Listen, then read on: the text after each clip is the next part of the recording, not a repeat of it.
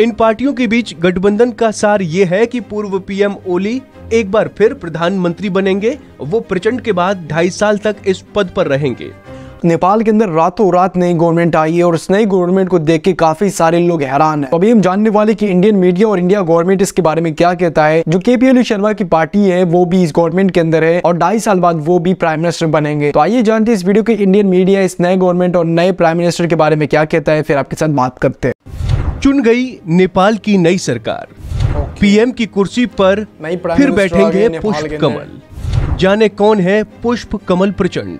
नेपाल में हाल ही में हुए आम चुनाव में किसी भी दल को स्पष्ट बहुमत नहीं मिला है, जिसका नतीजा ये रहा कि राष्ट्रपति ने कई सियासी पार्टियों के साथ विचार विमर्श कर जोड़गांठ की सरकार बनाने का फैसला लिया है और इस सरकार के मुखिया होंगे पुष्प कमल दहल उर्फ प्रचंड। यानी अब ये स्पष्ट हो गया है कि नेपाल की बागडोर प्रचंड के हाथों में होगी और वो यहाँ के प्रधानमंत्री होंगे। आपको बता दें कि रविवार को हुई कई दलों की बैठक के बाद शाम 4 बजे ये बताया गया है। हालांकि दिलचस्प बात यह है कि प्रचंड को प्रधानमंत्री तो चुन लिया गया, लेकिन बाकी पार्टियों ने उनके सामने एक शर्त भी रखी है।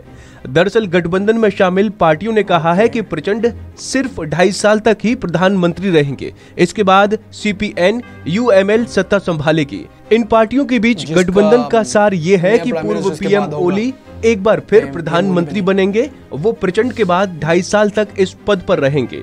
हालांकि आपको याद हो कि इससे पहले रविवार दोपहर को ये खबर आई थी कि पूर्व प्रधानमंत्री पुष्प कमल दहल उर्फ प्रचंड ने सत्ताधारी माओइस्ट सेंटर को समर्थन देने से इनकार कर दिया है और उन्होंने गठबंधन को भी छोड़ दिया है।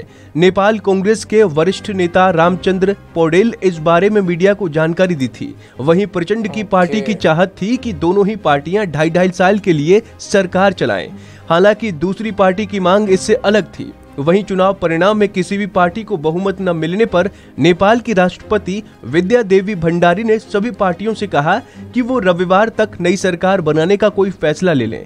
इसके बाद शेर बहादुर देउबा की अगुवाई वाली नेपाली कांग्रेस और प्रचंड की सीपीएन माओवादी मिलकर सरकार बनाने की तैयारी कर रहे थे। हालांकि दोनों की तरफ से कोई पक्की बात सामने नहीं आई। रविवार शाम को सस्पेंस तब खत्म हुआ जब पुष्प कमल दहल और प्रचंड की माओइस्ट सेंटर पार्टी ने 5 अन्य दलों के साथ गठबंधन का ऐलान किया। आपको बता दें कि पुष्प कमल दहल नेपाल के पूर्व प्रधानमंत्री होने के साथ साथ विद्रोही नेता भी रहे हैं। उन्होंने माओवादी विद्रोह का नेतृत्व किया और नेपाल की राजशाही को समाप्त कर देश को एक लोकतांत्रिक गणराज्य के रूप में स्थापित किया। इस लोकतांत्रिक देश के वो पहले प्रधानमंत्री बने थे। पहले वो 2008 और 9 और फिर 2016 और 17 तक प्रधानमंत्री रहे। प्रचंड का जन्म मध्य नेपाल के पहाड़ी कास्की जिले में एक गरीब किसान परिवार में हुआ था। 11 साल की उम्र में वो अपने परिवार के साथ चितवन जिले में चले गए और वहाँ एक स्कूली शिक्षक ने उन्हें कम्युनिज्म की तरफ आगे बढ़ाया। साल 1975 में उन्होंने चितवन जिले के रामपुर में कृषि और पशु विज्ञान संस्थान से स्नातक किया। राजनीति में आने से पहले प्रचंड शिक्षक थे। तो दोस्तों, उम्मीद है आपको हमारी ये जानकारी पसंद आई होगी।